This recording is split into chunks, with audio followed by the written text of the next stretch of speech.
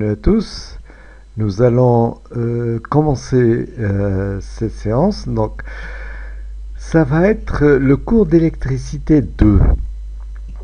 Voilà, vous avez suivi le cours d'électricité 1 l'année dernière, où on avait étudié les phénomènes électriques. Aujourd'hui, ce cours-ci, ça sera essentiellement pour étudier les phénomènes magnétiques. Et un peu plus tard, les ondes électromagnétiques. Bon, cette façon de présenter les choses laisse entendre qu'il y a d'une part les phénomènes électriques, d'autre part il y a les phénomènes magnétiques.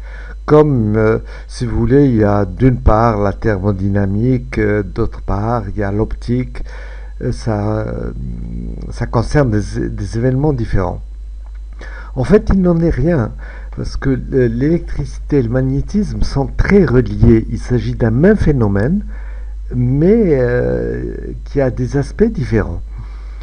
La distinction vient de l'histoire. Il y a longtemps, quand les gens ont commencé à regarder la nature, ils ont observé des phénomènes qu'ils ont qualifiés de phénomènes électriques, d'autres phénomènes qu'ils pensaient être différents. Ils ont parlé de phénomènes magnétiques, mais en fait, il s'agit, les uns sont reliés aux autres, comme on le verra plus tard d'ailleurs. Bon, pour commencer peut-être, voyons quel est le contenu du programme d'électricité, de quoi on va parler cette année. Eh bien, en première partie, on va parler de ce qu'on appelle la magnétostatique. C'est l'étude des phénomènes magnétiques purs. Ce sera des phénomènes qui ne dépendent pas du temps, sauf à la fin avec les questions d'induction électromagnétique. Mais la magnétostatique, c'est essentiellement l'étude des phénomènes magnétiques qui sont indépendants du temps. Dans un deuxième temps, dans la partie numéro 2, on va parler du courant alternatif. L'année dernière, vous avez étudié les courants directs. Vous savez, c'est le courant délivré par une pile. Le courant I ne dépend pas du temps. Et bien cette année, on va voir les courants, ils seront sinusoïdaux.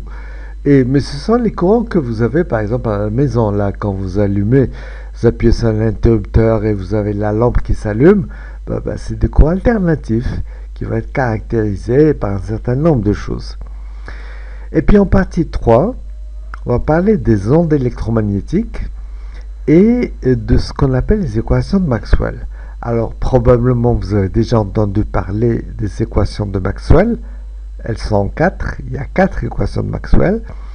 Et ce qui est remarquable, c'est que ces 4 équations contiennent tout l'électromagnétisme.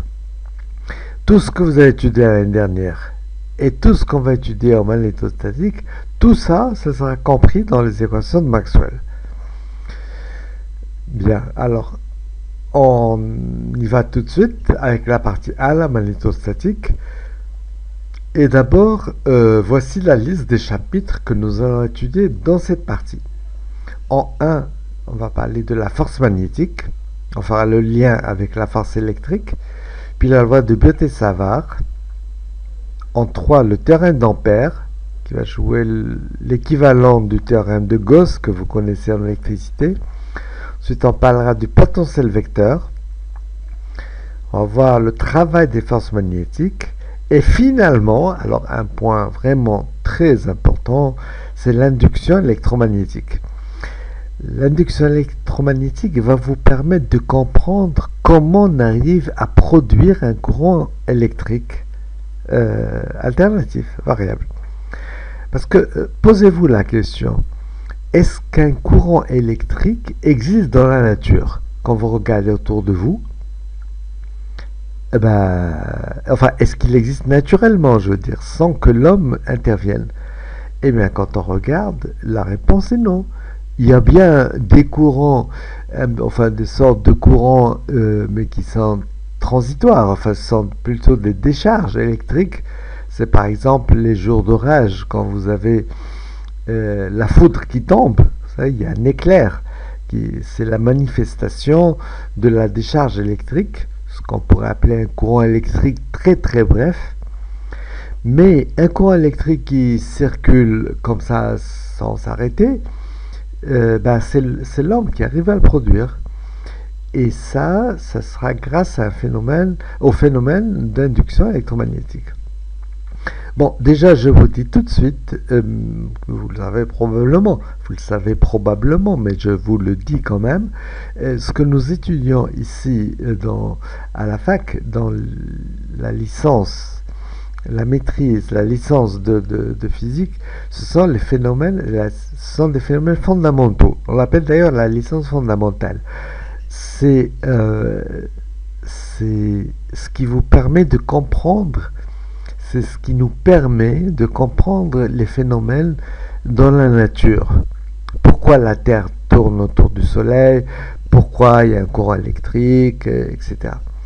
Maintenant, quand il s'agit de passer à la réalisation, c'est-à-dire que par exemple pour le courant électrique, bon, très bien, on a compris, voilà, phénomène d'induction électromagnétique, on voit comment ça se passe. Oui, mais pour le produire concrètement, eh bien, ça, c'est un autre job, on va dire, c'est un autre travail. C'est pas ce que nous faisons.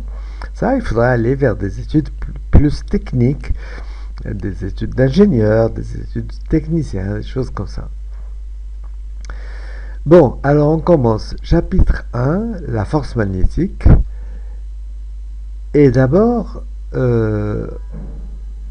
on va départager ce chapitre en deux parties, enfin au moins deux parties, non, il y en aura plus, mais bon, il y aura d'abord le cas de la charge ponctuelle et puis le cas des courants. Bon, le cas d'une charge ponctuelle. Charge ponctuelle, vous voyez ce que c'est une charge qui occupe concrètement un volume très très faible. Parce que dans la réalité, bon, ponctuel, c'est-à-dire qu'il y a la forme d'un point. Or, un point, ça n'a pas de dimension, hein, c'est mathématique. Une charge, c'est quelque chose de réel, donc ça a des dimensions. Donc vous voyez bien qu'une charge ponctuelle, ce n'est qu'une approximation, bien entendu. Mais elle est très valable pour ce qu'on veut faire. Et donc l'étude de cette charge ponctuelle va nous amener à la force qu'on appelle de Lorentz, force de Lorentz. Alors pour commencer, on va parler de la force électrique. Alors c'est un rappel et du phénomène du champ électrique. L'année dernière, on avait tout résumé en disant que chaque point de l'espace, un point M, peut être caractérisé par un vecteur qu'on appelle champ électrique. Ce vecteur-là va résumer tous les phénomènes électriques qui se passent au point M. Alors actuellement au point M, il n'est pas nécessaire d'avoir une charge. Je veux dire, c'est indépendant de l'existence d'une charge au point M. Le champ électrique, lui, il est créé par des charges, bien entendu. Mais ces charges, elles sont ailleurs. Je ne sais pas où est-ce qu'elles sont. C'est pas ce qui m'intéresse ici. Ce qui m'intéresse, c'est qu'il existe un champ E au point M. Et si jamais je mettais une charge au point M, eh bien, elle va subir une force. Bah, cette force, vous connaissez son expression. Si c'est une charge Q que vous mettez au point M, cette force a pour expression tout simplement Q fois E de M, le champ au point M. Alors, on l'a dessiné en rouge dans le cas où Q est positive. Vous voyez que si Q est positive, eh bien, la force et le champ ont la même direction. Par contre, si Q est négatif, la force et le champ ont des directions opposées. Voilà. Attendez, je vais essayer de... voilà. Je vais essayer de prendre un stylo. Voilà, ce sera peut-être plus pratique. Donc, voilà pour le champ électrique et la force électrique. Très bien. Alors, ce qu'on constate, c'est qu'en un point M, il existe un autre champ. Comme je disais tout à l'heure, en fait, c'est le même, mais disons, c'est un autre aspect. Si vous mettez une charge Q au point M, mais qui est mobile, eh bien, on va apparaître un autre type de force, ce qu'on appelle la force magnétique. Et cette force magnétique est basée sur l'existence au point M d'un champ qu'on appelle champ magnétique B. Alors, en vérité, encore une fois, les champs E et B sont liés. Quand l'un existe, l'autre existe. Enfin, quand l'un existe... bon, on y reviendra. Et donc, maintenant, au point M, on va mettre une charge Q, mais qui a une vitesse V. D'accord? Il faut qu'elle soit mobile. Elle a une vitesse V, cette charge étant présente d'un champ B, on constate qu'elle subit une force qu'on appelle la force magnétique et qui a pour expression Q, V, vectoriel B. Ça, c'est un produit vectoriel. Vous connaissez les propriétés du produit vectoriel que nous allons appliquer ici pour la force magnétique. Alors, on va voir les propriétés suivantes. D'abord, premièrement, c'est que puisque F magnétique est égal à V vectoriel B, à une constante près, c'est que F est perpendiculaire à V et F perpendiculaire à B. Je suis en train de me taire juste parce que je cherche le curseur. Eh bien, je ne le vois pas. Ah, si, il est là. Voilà. Donc, le premier point, voilà, ça, premier point, eh bien, F est perpendiculaire à V et F est perpendiculaire à B, c'est-à-dire que F est perpendiculaire au plan formé par V et B. D'accord? Deux vecteurs, à condition qu'ils ne soient pas collinaires, deux vecteurs, eh bien, définissent un plan. Et la force magnétique est perpendiculaire à ce plan. Pour déterminer le sens de ce vecteur, je vous montrerai un schéma tout à l'heure, on applique la règle de la main droite. Vous connaissez probablement la règle de la main droite déjà, c'est aussi la règle du tire-bouchon, ça concerne le produit vectoriel. Tu vois, c'est mathématique en fait. On va y revenir dans un instant. Mais puisqu'on a dit que ça c'était le cas, le premier cas, c'est lorsque V et B ne sont pas collinaires. On va se dire maintenant, oui, et si jamais ils sont collinaires, eh bien s'ils sont collinaires, la force est nulle tout simplement. Ben oui, le produit scalaire de deux vecteurs collinaires est nul.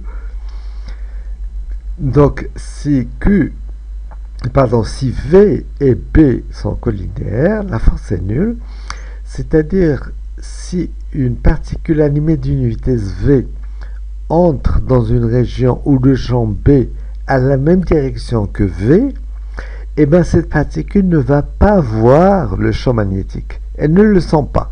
Elle va continuer comme s'il n'y avait pas de champ magnétique. Voilà. Et sinon, le module de la force F, vous le voyez au troisième point, c'est bien sûr le module d'un produit vectoriel, c'est QVB sinus θ en valeur absolue, où θ est l'angle entre V et B. Voilà. Alors, est-ce qu'on peut tracer un petit peu cette force F? Voilà, on va prendre quelques exemples. Par exemple, ici, je prends une particule Q, animée d'une vitesse V qui va vers... chez moi, c'est vers la fenêtre. Mais chez vous, je ne sais pas. Enfin, on va dire vers la gauche. Et le champ B est dirigé vers nous. OK? Alors, dans ces conditions, quelle est la direction de la force? Bon, d'après ce qu'on a dit tout à l'heure, cette force, elle est perpendiculaire au plan formé par V et B. C'est-à-dire perpendiculaire à V et à B. Bon, le plan formé par V et B, vous voyez bien c'est un plan qui est perpendiculaire au plan de la figure, n'est-ce pas? Et être dans ce plan-là, c'est-à-dire être dans le plan de la figure finalement, et être perpendiculaire à V, il y a une seule façon. Je parle de la direction. Il y a une seule façon, c'est celle-là. Voilà. Et en appliquant la règle de la main droite, vous voyez, elle se dessine ici, vous posez votre main, vous savez, comme au karaté là, vous posez le tranchant de la main sur la vitesse V et vous tournez les doigts de la main vers la direction de B. Eh bien, en faisant ça, le pouce vous donne la direction du... Alors, il vous donne la direction du produit vectoriel V, produit vectoriel B, VB. Mais, et donc, cette direction sera la direction et le sens de la force si Q est positif. Voilà, c'est ce qui est dessiné ici. Si Q est négatif, bon, ben, ce sera le contraire. Voilà. Le produit vectoriel V et B, lui, il sera toujours dirigé vers le haut. Mais la force magnétique, puisqu'elle est égale à Q fois V vectoriel B, il y a Q là-dedans. Si Q est négatif, et bien entendu, c'est dans l'autre sens. Donc, vous voyez ici, on a pris l'exemple où V et B sont perpendiculaires. Très bien. Mais s'ils ne sont pas perpendiculaires, et s'ils ne sont pas collinéaires non plus, je veux dire, parce que s'ils sont collinéaires, la force est nulle, on l'a dit tout à l'heure. Donc, s'il faut entre les deux un certain angle, mais qui ne soit pas perpendiculaire, eh bien, on peut toujours appliquer la règle de la main droite. Regardez, ici, bon, là, on l'a pris dans le cas où Q est positif. Voilà l'angle θ entre les deux. Eh bien, vous voyez l'axe et le plan qui est perpendiculaire à l'axe. Oui, VB définissent de toute façon un plan. C'est le plan qui est dessiné. Nous savons que la force est perpendiculaire à ce plan. Donc, elle est dirigée sur la droite qui est représentée. Maintenant, vous appliquez votre règle de la main droite. Vous voyez que... Ouais, bon là, il faudrait que vous soyez... devant moi, enfin, bon, il faut renverser la main. Je parle de la main droite, hein, faites très attention. Dès que vous utilisez la main gauche, c'est la main droite. Et ben, vous verrez que c'est comme ça. Très bien, la force est dirigée vers le bas. Ok? Bon, ajoutons une dernière chose, et c'est ça ce qu'on appelle la force de Lorentz, c'est dans le cas où au point M existent les deux champs à la fois, le champ électrique et le champ magnétique. Donc, la charge Q va subir les deux forces à la fois, force électrique et force magnétique. Eh bien, la force de Lorentz, c'est la somme de ces deux forces. Voilà. Donc, c'est QE plus QV vectoriel P. C'est ça, la force de Lorentz.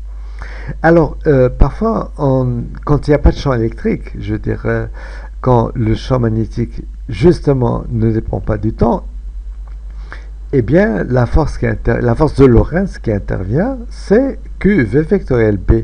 Et c'est pour ça que vous verrez que souvent, cette partie-là, QV vectoriel B, on l'appelle force de Lorentz. Hein, parce que le champ électrique est nul. Voilà.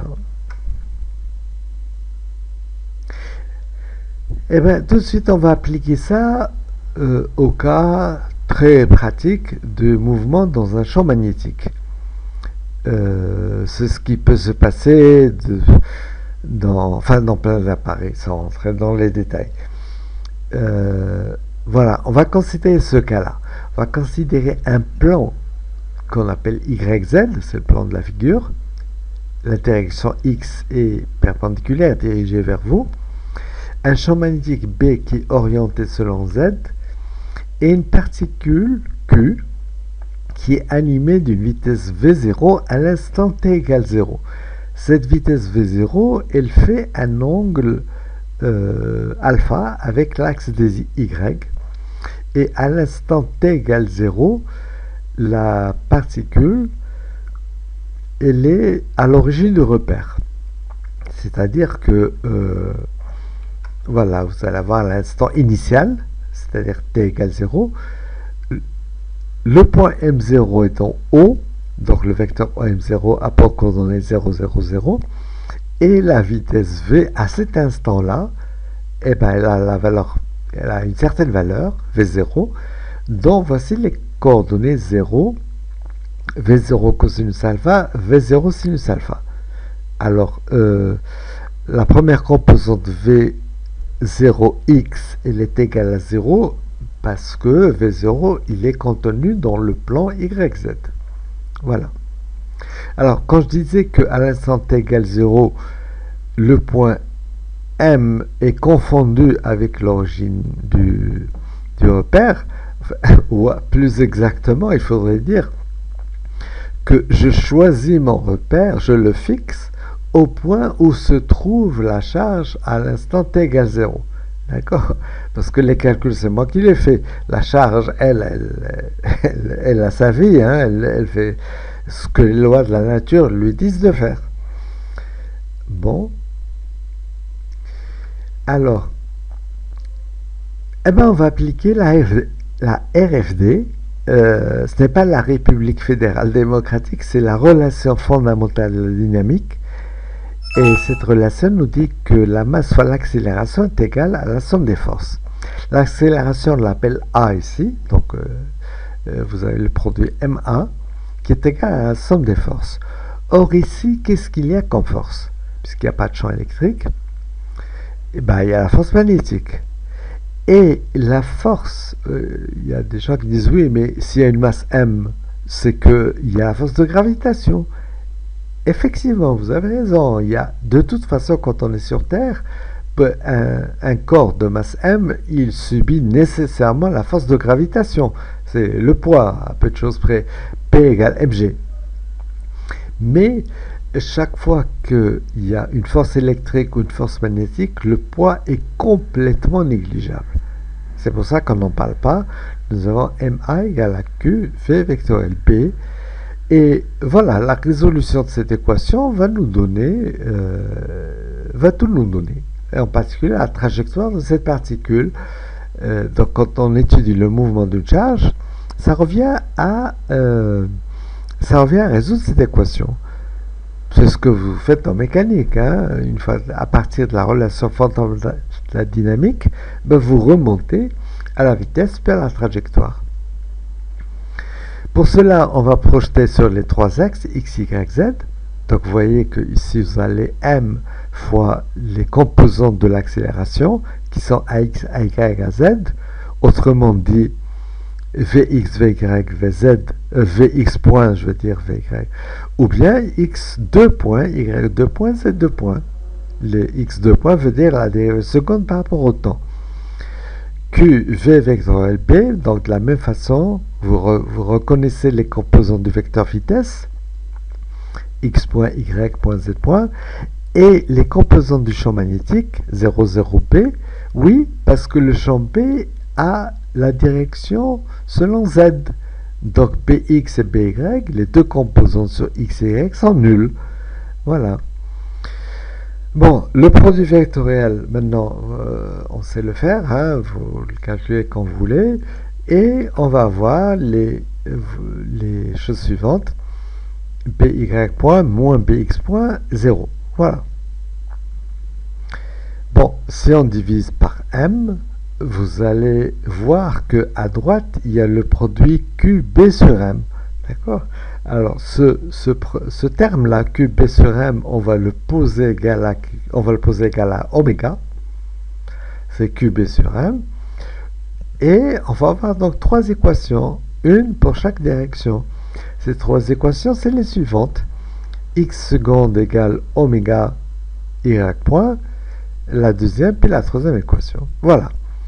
Ce sont trois équations. Alors, il faut bien voir que en physique, on a terminé. Enfin, on a pratiquement terminé. Bon, il y aura les conditions limites, mais on a terminé.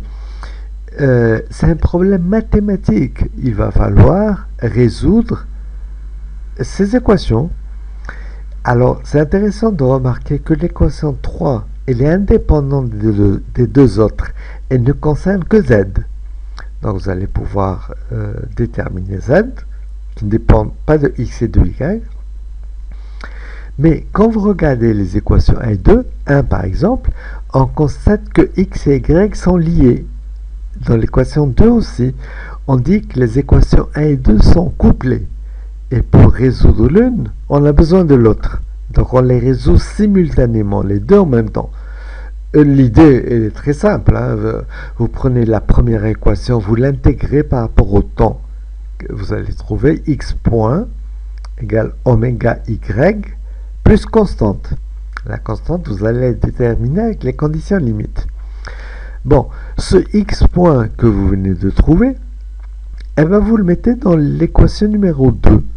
Et donc, vous allez éliminer x. Vous n'allez avoir que y. Ce sera une équation différentielle que vous allez pouvoir intégrer, trouver y, et donc trouver x. Et ainsi, on aura trouvé la trajectoire.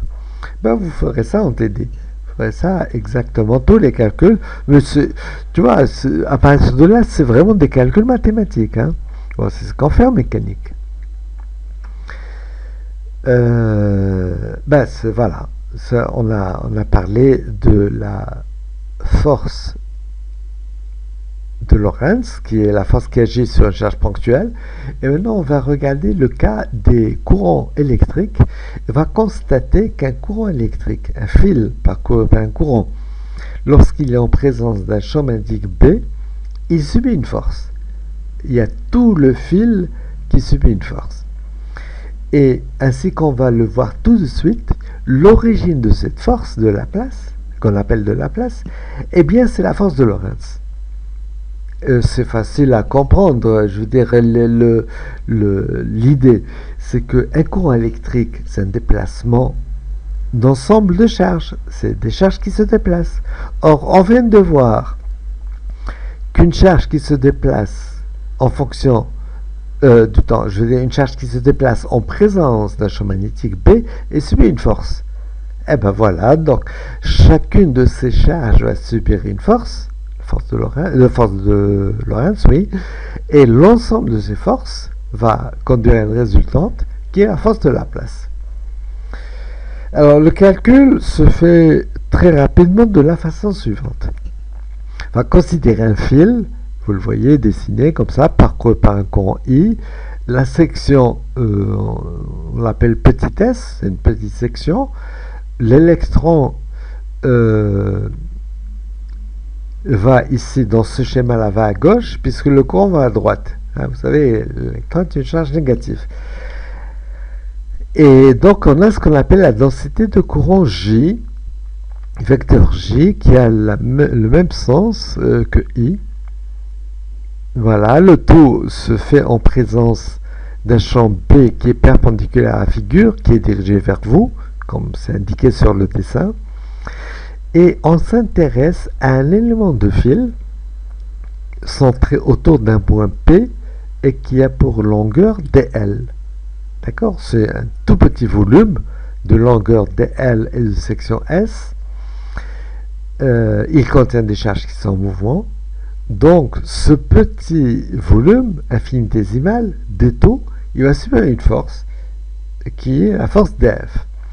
Alors, l'expression de dF, je peux l'écrire parce que cette charge élémentaire dq, que contient l'élément infinitésimal, eh bien, dq est infinitésimal. dq tend vers 0.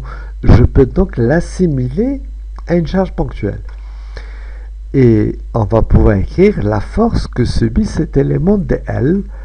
Ça s'écrit de la façon suivante. Si j'appelle dq cette charge, je vois déjà que dq c'est n fois d taux fois moins e. N ici c'est le nombre de charges par unité de volume. D'accord? Donc le nombre de charges par unité de volume multiplié par la charge moins e fois le volume, bon ben ça vous donne la charge dq. Et je peux remplacer d taux par s fois dl. Voilà. Eh bien, la force que subit cet élément-là, nous savons très bien que c'est dq v vectoriel b. N'est-ce pas? Ça, c'est df. Je remplace, ça fait moins ne dl s v vectoriel b. Et ceci, en faisant intervenir le vecteur J, densité de courant, par définition, c'est ρ fois V, la densité de charge fois V, c'est-à-dire ici moins NE fois V, N fois moins E si vous voulez, N fois la charge moins E fois V. eh bien ça nous donne des LSJ vectoriel P. Et je n'ai pas besoin de vous dire que vous pouvez appuyer sur pause à tout moment pour prendre le temps de bien voir les choses. Mais bon, c'est ça. Et ce vecteur J, vous savez que J peut être relié au vecteur peut être relié à l'intensité I, puisque vous savez que l'intensité I, c'est le flux de J à travers une surface S. Alors ici, on remarque déjà que puisque les vecteurs J et dl sont collinaires, ils ont la même direction, alors on peut poser que dl fois J, et bien c'est J fois dl. D'accord? C'est la même direction. Dans ces conditions, on va voir la quantité S fois J qui intervient. S fois J, c'est le courant électrique, puisque I égale l'intégrale de J ds. Donc, eh ben, on va voir dF égale, voilà ce que je disais, JS dl vectoriel P. Et comme JS, ben, c'est le courant I, eh bien, on va voir dF, la force sur l'élément dl, qui est égale à I dl vectoriel P. Bon, maintenant, concernant tout le circuit, eh ben, il suffit de décomposer tout le circuit en une infinité de petits éléments. Chaque élément subit une force dF, et la force totale, eh bien, ça va être la somme de toutes ces forces. Donc voilà, vous voyez le circuit, c'est le rond qui est là-bas. Il est là-bas. Vous prenez l'élément P, c'est celui dont on vient de parler, voilà, avec une certaine force, dF, et la force totale, eh bien c'est la somme de tout ceci, et cette force, on l'appelle force de Laplace. C'est l'intégrale sur tout le circuit de I dl vectoriel P.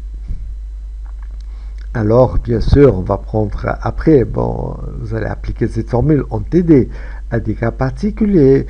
On va pas prendre un circuit de forme quelconque, parce que de forme quelconque, on ne saura pas calculer cette intégrale et ça va s'arrêter là. On va prendre des circuits avec une forme bien particulière et on va pouvoir déterminer le calcul dl, on va pouvoir faire le calcul dl vectoriel P, intégrer et trouver la force. Mais je vous fais remarquer un cas déjà ici qui est très général et qui est vrai quelle que soit la forme du circuit. C'est le cas spécial où le champ magnétique est uniforme, s'il est constant. Si le champ est constant, on va voir que la force de Laplace est nulle. Exactement, quelle que soit la forme du circuit. Exactement, parce que voilà, genre là qui en bas, la force est égale à I, l'intégrale de dl vectoriel B, ok. Et puisque B est uniforme, on peut le sortir de l'intégrale, et donc il reste l'intégrale de dl entre crochets vectoriel B. Or, cette intégrale-là, qui est une intégrale vectorielle, elle est égale à 0. Vous savez comment on additionne deux vecteurs, hein? On trace le premier, puis le deuxième se trace à partir du premier. Hein? À l'extrémité du premier, on trace le second, etc. Et on avance. Mais si, puisqu'on va faire tout un tour, puisque le circuit est fermé, on revient à notre point de départ, ça va donner 0. Et c'est ce qui fait que la force magnétique, eh bien, elle est nulle dans ce cas-là. Ce qu'on pourra vérifier d'ailleurs dans des cas, par exemple, si vous prenez un cadre qui est rectangulaire, ouais, par exemple, il y aura AB, BC, CD, DA, hein, 4 segments. On va pouvoir calculer la force sur chaque brin de ce cadre. La force sur AB, la force sur BC, etc. Et puis, si on fait la somme des 4, on va trouver 0. Mais ce qui est normal, puisque je suis en train de parler du cas du champ uniforme. Hein. Je n'avais même pas besoin de faire ça. Quelle que soit la forme du circuit, la force de Laplace sera nulle dans ce cas-là. Très bien. Écoutez, voilà, je vous dis au revoir. Bien qu'en vérité, non, je ne sais pas pourquoi il y a au revoir ici. On n'a pas encore fini, loin de là. Alors, on va faire une pause.